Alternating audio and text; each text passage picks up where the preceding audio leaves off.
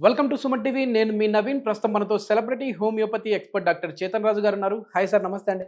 నమస్తే sir. Sir, మోకాల నొప్పులు ఉన్నవాళ్ళు ఈ ఆహార పదార్థాలు మాత్రమే తినాలి, ఈ ఆహార పదార్థాలు అసలు తినకూడదు అంటుంటారు. ఉదాహరణకి ఏంటంటే పుల్లని వస్తువులు ఏమైనా తిన్నా కూడా, పదార్థాలు ఏమైనా తిన్నా మోకాల నొప్పులు పెరుగుతాయి అంటుంటారు.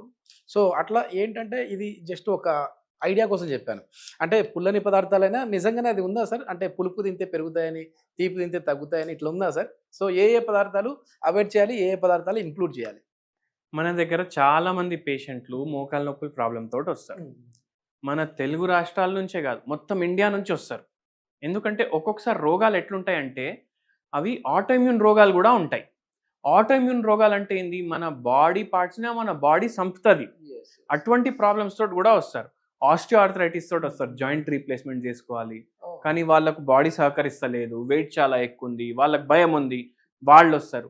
అయితే వీళ్ళందరికీ మనము హోమియోపతి మందులతోటి రివర్స్ చేస్తాం ప్రాబ్లం. మళ్ళీ దాని తర్వాత వెరీ ఇంపార్టెంట్ ఏంటంటే డయట్ గురించి కూడా ఏమైనా చేంజెస్ ఉంటే చేస్తాం. ఏంటి సార్, అంటే సర్జరీ వరకు వెళ్ళే వాళ్ళకి కూడా హోమియోలో తగ్గించవచ్చు. హోమియోలో తగ్గించవచ్చు. అన్నిటికన్నా ఇంపార్టెంట్ చూడండి, నమ్మకం అనేది ఉండాలి. నమ్మకం అన్నిటికన్నా ఇంపార్టెంట్. అండ్ మీ డాక్టర్ మీకు చెప్పినట్టు మీరు చేయాలి. అయితే మీరందరూ ఒక వెరీ ఫేమస్ సినిమా అయితే చూసిండ్రు, RRR. చాలా పెద్ద సినిమా. అయితే ఈ RRR మనం అవాయిడ్ చేయాలి. అవాయిడ్ చేయాలంటే ఏంది? రిఫైన్డ్ షుగర్, దాని తర్వాత red meat, and last are వచ్చేసి రిఫైన్ కార్బ్స్ అండ్ ఆయిల్స్. అంటే ఏంది దీని అర్థం? RRR అని అంటున్నారు, ఇవి అవాయిడ్ చేస్తే మనకు మోకాళ్ళ నొప్పులు తగ్గే అవకాశం ఉంటుందా అనేసి మీకు అనిపిస్తుంది. అయితే మనకు లైఫ్ మాడిఫై అవుతుంది దీంతో. కొందరికి ఎంత బాధ ఉంటుంది. ఇప్పుడు పేషెంట్స్ వస్తారు కొందరు, వాళ్లకు లిఫ్ట్ ఎక్కాలి మన క్లినిక్కి రావాలంటే ఫస్ట్ ఫ్లోర్కి. వాళ్ళు దాని ముందు 3-4 మెట్లు ఉంటాయి. ఆ మెట్లు ఎక్కడానికి కూడా అమ్మయ్యా అని అనిపిస్తుంది వాళ్ళకు. సో ఇట్లా మనం లైఫ్ని మాడిఫై చేసుకోవాలి. 2-3 మెట్లు ఉన్నాయి, జర మెల్లమెల్లగా ఎక్కువడం, వీల్ చైర్ అవసరం పడకపోవడం, అట్లా మనం డయట్ సెట్ చేసుకుంటే దాంట్లో మనకు బెనిఫిట్ ఉంటుంది. హోమియోపతి ఏమో రోగాన్ని తగ్గిస్తుంది, కానీ లైఫ్ని కూడా మనం మేనేజ్ చేసుకోవడానికి రావాలి కదా. అయితే ఈ RRR అవాయిడ్ చేయాలి. ఇప్పుడు ఏంది? Refined sugar. మనం చాయ్లో చక్కెర వేస్తాం, ఒక్కొక్కసారి మనం రసం చేసుకుంటే ఇంట్లో చక్కెర చేసుకుంటాం. మళ్ళీ తర్వాత ఎన్నో ఫుడ్స్లో, స్వీట్స్లో మొత్తం చక్కెర వేస్తాం. ఈ చక్కెరే కొనకండి మీరు ఇంటికాడ. అరే మళ్ళీ చిన్నపిల్లలకి పాలు ఇస్తాం కదా, దాంట్లో చక్కెర వేసి ఇవ్వాలా అనేసి అంటారు కదా. వాళ్ళకు కూడా చక్కెర ఇవ్వాలని రూల్ ఎవరు పెట్టిండ్రు? ఇవ్వకండి. చాయ్లా, కాఫీలో దేంట్లో చక్కెర వేసుకోకండి, అసలు కొనేసి తీసుకురాకండి ఇంటికి. అప్పుడు మనకు ఇది జర హెల్ప్ చేస్తుంది. మళ్ళీ రెడ్ మీట్. అంటే దీనికి రీప్లేస్ ఏమైనా ఉందా సార్? అంటే ఇప్పుడు కొద్దిమంది చక్కెర బదులు బెల్లం వాడచ్చా అని అంటుంటారు. చూడండి, చక్కెర తోటి ఇంత డ్యామేజ్ అయిందంటే బెల్లం తోటి ఇంత డ్యామేజ్ అవుతుంది. సో కానీ తక్కువ డ్యామేజ్ అవుతుంది, జర మీరు వాడుకోండి కావాలంటే. మళ్ళీ రెడ్ మీట్. రెడ్ మీట్ అంటే ఏంది? మీరు తినే మటన్ ఉండొచ్చు, లేదంటే ఇంకా వేరే పదార్థాలు కూడా ఉంటాయి రెడ్ మీట్లో, మీరు గూగుల్ చేసుకోండి. చికెన్ కూడా అవాయిడ్ చేయాలంట నేను. రెడ్ మీటే కాదు, చికెన్ కూడా అవాయిడ్ చేయండి. ఎందుకంటే అవి కూడా అన్నీ ఇప్పుడు కల్తీ వస్తుంది. మంచి ప్రోటీన్ ఫుడ్ అంటారు కదా సార్. ప్రోటీన్ ఫుడ్ అంటారు, కానీ మనం ఎంత ఉడకబెడతాం దాన్ని, మళ్ళీ దానికి ఇంజెక్షన్లు ఇస్తారు, తొందరగా తయారు చేస్తారు, అది ఫుడ్ చైన్ లో వచ్చేస్తుంది. అయితే అది కూడా మీటే అవాయిడ్ చేయండి కదా, తగ్గినప్పుడు వరకు అయితే అవాయిడ్ చేయండి మీరు. అయితే ఇది అట్లా అవాయిడ్ చేయాలి. ఇప్పుడు రిఫైన్డ్ కార్బ్స్ అంటే ఏంటి? ఇప్పుడు మీరు మార్కెట్కి పోతారు, మార్కెట్కి పోయి మీరు ఇప్పుడు పిండి కొనాలి, మైదా పిండి. మీరు మైదా పిండి ఏదైతే ప్యాకింగ్లో వస్తుంది కదా, దాని వెనకాల తిప్పి చూడండి ఏమని రాసి ఉంది పైన. అక్కడ రిఫైన్డ్ ఫ్లార్ అని రాసి ఉంటుంది. Refined flower. రిఫైన్డ్ అంటే ఏ వస్తువు పైన రిఫైన్డ్ అని వర్డ్ మీరు చూస్తే దానికి 100 కిలోమీటర్ దూరం వెళ్ళిపోండి మీరు. మీకు రిఫైన్డ్ అని వర్డ్ కనిపించింది అనుకోండి, రిఫైన్డ్ ఆయిల్ వస్తుంది, రిఫైన్డ్ ఫ్లార్ వస్తుంది, ఇట్లా చాలా రిఫైన్డ్ అని వస్తాయి. అవి వాడొద్దు అసలు. మైదా పిండి ఎట్లుంటది? ఇట్లా తీసుకుంటే అసలు అంటే ఏంటి సార్? దాన్ని మళ్ళీ ఎక్కువ దాంట్లో ఓన్లీ ఎక్కువ మిగిలేది కార్బోహైడ్రేట్. కార్బోహైడ్రేట్ మిగులుతుంది ఎక్కువ రిఫైన్డ్ మైదా పిండిలో. ఇప్పుడు ఏమేం రిఫైన్డ్ అది దేంట్లో వాడతారు మనకు ఎట్లా తెలవాలి అంటే, మీరు ఏది తీసుకున్నా, బిస్కెట్ కూడా తీసుకున్నా, మీరు ఏది కొన్నా వెనకాల తిప్పి చూడండి దాని మీద ఏమేమి ఉంది దాంట్లో. రిఫైన్డ్ ఫ్లార్ అన్న రాసి ఉంటుంది, లేకపోతే ఆల్ పర్పస్ ఫ్లార్ అని అయినా రాసి ఉంటుంది. సో అవి వస్తువులు అవాయిడ్ చేయాలి మొత్తానికి. మీరు డయట్ బిస్కెట్లు, డయాబెటిక్ ఫ్రెండ్లీ బిస్కెట్లు ఇవి కూడా కొంటున్నారంటే దానికి తిప్పి చూడండి దాంట్లో మైదా పిండి ఎంత ఉంది. అది ఉంటే మీరు కొనకండి అది. సో ఇవి అయితే ఖచ్చితంగా అవాయిడ్ చేసినవి మోకాళ్ళ నొప్పులకి.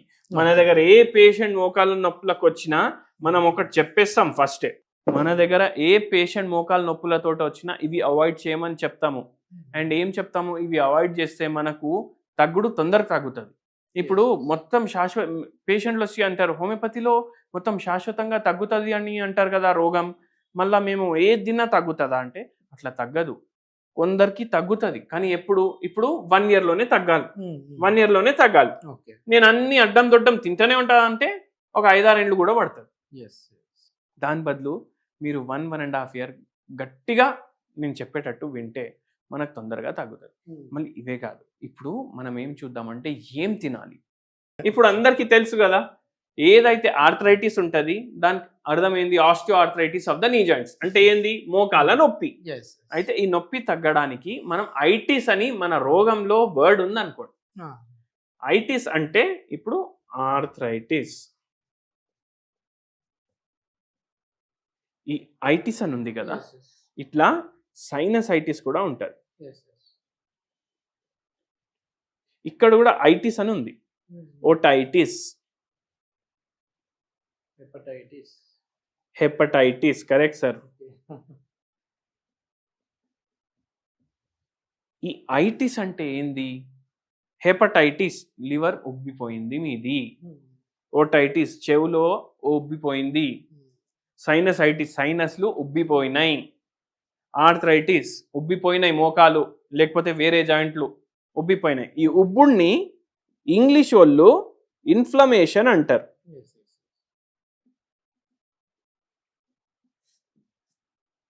అర్థమైందా ఇప్పుడు మీకు? సో మనం ఎటువంటి డయట్ చేయాలి అంటే యాంటీ ఇన్ఫ్లమేషన్ డయట్. ఇప్పుడు నేను ఇంతకుముందు వస్తువులు చెప్పినా కదా, ఆర్ఆర్ఆర్, అవన్నీ ఏం కాజ్ చేస్తాయి మన బాడీలో, ఇన్ఫ్లమేషన్ కాజ్ చేస్తాయి. ఈ ఇన్ఫ్లమేషన్ని తీయాలి మనం. ఈ ఇన్ఫ్లమేషన్ని తీయాలి అంటే మనం కార్బోహైడ్రేట్లు అవాయిడ్ చేయాలని నేర్చుకున్నాం, రిఫైన్డ్ ప్రొడక్ట్స్ అవాయిడ్ చేయాలని నేర్చుకున్నాం, రెడ్ మీట్తో సహా వేరే మీట్ ప్రోడక్ట్స్ కూడా అవాయిడ్ చేయాలనేసి నేర్చుకున్నాం. మళ్ళీ ఏం తినాలి, గడ్డి తినమంటున్నారా డాక్టర్ గారు అనేసి అంటారు చాలా మంది. కానీ ఇప్పుడు మనకు అన్నిటికన్నా హెల్తే ఇంపార్టెంట్. అన్నిటికైనా హెల్తే ఇంపార్టెంట్ ఉన్నప్పుడు మీ హెల్త్కి ఏది మంచిది అది తినండి. అవునా? ఏం మంచిది అంటే ఇప్పుడు యాంటీ ఇన్ఫ్లమేటరీ ఫుడ్స్ డిస్కస్ చేద్దాం మనం. ఫస్ట్ మీరు బ్రేక్ఫాస్ట్ చూడండి. బ్రేక్ఫాస్ట్లో మీరు రాగులు, కొర్రలు, జొన్న, ఇప్పుడు దీంతో మీకు రొట్టె అవుతుంది, దీంతో మీకు ఇడ్లీ అవుతుంది, దీంతో మీకు దోశ అవుతుంది. ఈ కొర్రలతో కూడా ఇడ్లీ, ఉప్మా, దోశ. రాగులతోటి మీకు సంగటి అవుతుంది. రాగులు అటుకులు కూడా వస్తున్నాయి ఈ మధ్య, రాగులు అటుకులు కూడా ఒకరోజు పెట్టుకోండి. మళ్ళా రాగి సరి, ఇవన్నీ తయారవుతాయి. దీంతో కూడా దోశలు తయారవుతాయి. 1 2 3 4 5 6 7 8 9 డిషెస్ మనం తయారు చేసుకోవచ్చు. దీంట్లో ఉండేది 7 రోజులు. సో ఇట్లా యాంటీ ఇన్ఫ్లమేటరీ బ్రేక్ఫాస్ట్ చేస్తున్నాం మనం. ఇంకోటి గుర్తుపెట్టుకోండి, ఎక్కువ ఆయిల్ మీ ఫుడ్లో యాడ్ చేయొద్దు.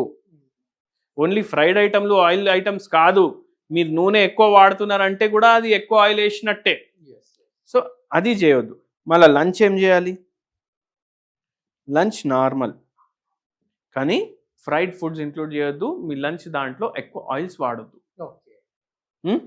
డిన్నర్ ఏం చేస్తారు, నేను బెస్ట్ ఏమంటా అంటే ఏదో ఒక ఫ్రూట్ లేదంటే వెజిటేబుల్స్. డిన్నర్లో మీరు సాలెడ్లు, ఏ టైంలో అయిపోవాలి ఇది మళ్ళీ డిన్నర్, సాలెడ్లు ఎక్కువ తినండి. మీరు 10కి పడుకుంటారు అనుకోండి, మీరు 7:30 కల్లా డిన్నర్ ఫినిష్ చేయాలి. ఓకే 2:30 గంటలు మీకు గ్యాప్ ఉండాలి నిద్రకి డిన్నర్కి. ఓకే మళ్ళీ 2:30 గంటల్లో జర సేపు మీరు వాకింగ్ చేసుకోవచ్చు. ఈ ఫోన్ చూసుడు బంద్ చేయండి. ఎందుకంటే ఫోన్ చూసుకొని మనం బెడ్ మీద పడుకుంటాం, 2-3 గంటలు కూడా చూస్తాం. అట్లనే నిద్ర కూడా చక్కగా ఉండాలి మనిషికి. అయితే ఆ పని చేయండి. ఎంతో మందికి ఈ డయట్ నాకు ట్రీట్మెంట్లో 80% హెల్ప్ చేస్తారు. ఎవరు నమ్మరు. ఎందుకంటే ఎన్నోసార్లు ఏమవుతుంది, డాక్టర్లు ఏమంటారు, అరే పడుకోండి టైంకి, వాకింగ్ చేయండి, బయట తినకండి. బయట ఎందుకు తినొద్దు అంటారు, ఎందుకంటే అక్కడ ఆ ఆర్ఆర్ఆర్ ఉంటాయి ఎక్కువ. నిజమే. కానీ అది మనకు అర్థం కాదు. మనం ఇంట్లో కూడా ఆర్ఆర్ఆర్ వేసుకుంటే బయట ఫుడ్కి ఇంటి ఫుడ్కి ఏం తేడా? సో అది మీరు గుర్తుపెట్టుకోండి. సో 80% పేషెంట్స్కి ర్యాపిడ్ ఇంప్రూవ్మెంట్ ఉంటుంది మన డైట్ కూడా ఫాలో చేసి. మన దగ్గర మందులు తీసుకుంటారు వాళ్ళు. సో ఇది మీరు మైండ్లో పెట్టుకోండి. అండ్ మంచిగా మీ మోకాల్ని నొప్పికి తగ్గించుకోండి. ఎస్ సరే, ఇది వీటితో పాటుగా ఏదైనా రెమెడీ అంటే ఇన్ఫ్లమేషన్ తగ్గించే టీ లాంటివి ఏమైనా ఉన్నాయండి? ఇన్ఫ్లమేషన్ తగ్గడానికి మీ కిచెన్లోనే 100 వస్తువులు ఉంటాయి. ఆ 100 వస్తువుల్లో ఒక 10 వస్తువులు చెప్తా, ఒక మంచి హోమ్ రెమెడీ చెప్తా. లవంగాలు, నిమ్మకాయ రసం, పసుపు, దాని తర్వాత ఇలైచీలు, ఇవి చాలా బెటర్ చేస్తాయి. దాల్చిని చెక్క, మళ్ళీ కొత్తిమీర, కరియాపాకు, ఇవి కూడా, ఇవన్నిట్లో యాంటీ ఇన్ఫ్లమేటరీ ప్రాపర్టీస్ ఉంటాయి. వెజిటేబుల్స్, దేంట్లో అయితే ఫైబర్ ఎక్కువ ఉంటుంది దాంట్లో కూడా యాంటీ ఇన్ఫ్లమేటరీ ప్రాపర్టీస్ ఉంటాయి. ఇవన్నీ వాడండి, మంచిగా మీకు బెటర్మెంట్ ఉంటుంది. అయితే మనం ఇప్పుడు ఏం చేస్తామంటే ఒక గిలాస్ తీసుకుంటాం, దీంట్లో ఫుల్ వేడి నీళ్ళు నింపుతాం. వేడి నీళ్ళు నింపేసి దీంట్లో 1 పించ్ టర్మరిక్ వేస్తాం. 1 పించ్ టర్మరిక్ వేసి దీంట్లో 1 పించ్ దాల్చిని చెక్క ఇది వేస్తాం, కలిపేసి తాగేస్తాం. డైలీ మార్నింగ్ ఒకసారి, నైట్ ఒకసారి. 1 కప్ ఫుల్ వేడి నీళ్ళు. అంటే ఇది బాయిల్ చేయాలా ఇవన్నీ వేసేసి? లేదు, ఫుల్ వేడి నీళ్ళలో వేసేసినా చాలు. Okay okay. ఫుల్ వేడి నీళ్ళలో మీరు గిలాస్ లో నింపుకున్న తర్వాత ఈ 2 వేయండి. ఓన్లీ 1 పించ్ చేయాలి. పౌడర్ 1 పించ్ చేయాలి. టర్మరిక్ 1 పించ్ చేయాలి. దీంతో మీకు మోకాల నొప్పులు జర డిఫరెన్స్ ఉంటుంది. ఓకే ఓకే సార్, ఇప్పుడు ఇంట్రొడక్షన్ లో అడిగినట్లుగా ఏదైనా పులుపు వస్తువులు ఎక్కువ తింటే, అంటే లెమన్ తిన్నా, చింతపండు తిన్నా మోకాల నొప్పులు పెరుగుతాయండి? చూడండి, కొన్ని వస్తువులు ఇప్పుడు హోమియోపతి ఏం నమ్ముతుంది నేను చెప్తాను. నేను వేరే దాని గురించి చెప్తాను. ఇప్పుడు ఒక పేషెంట్ వచ్చింది. ఇప్పుడు జనరల్ గా చాలా మందికి పులుపు ఆలుగడ్డలు తింటే ఎక్కువ అవుతాయి. ఆలుగడ్డలు తిన్నప్పుడు ఎక్కువ అయింది అంటే కొందరికి ఆలుగడ్డ తింటే తక్కువ అనిపిస్తుంది. అయితే మనం వాళ్ళకి ఏం చెప్పము. కొందరికి స్వీట్ తింటే తగ్గుతాయి, కానీ అయినా 100% యాంటీ ఇన్ఫ్లమేటరీ ఉంది కాబట్టి వాళ్ళకు కూడా అవాయిడ్ చేయమని చెప్తాం. అయితే అది హోమియోపతి సిద్ధాంతం. మనకు ఏది పేషెంట్కి ఇష్టం. ఇప్పుడు స్లీప్ సైకిల్ ఉంటుంది. చాలా మంది ఏమంటారు, 6:30కి లేవండి, 8:30కి పడుకోండి. కానీ కొందరిది బయాలజికల్ ఎలా ఉంటుందంటే వంశపరంగా, అంటే జెనెటిక్గా వాడికి 10:30 తర్వాతనే నిద్ర వస్తుంది. వాడికి మనం 7:30కి పడుకోమంటే వాడు ఎట్లా పడుకుంటాడు? సో అట్లా అన్నీ చూస్తాం హోమియోపతిలో.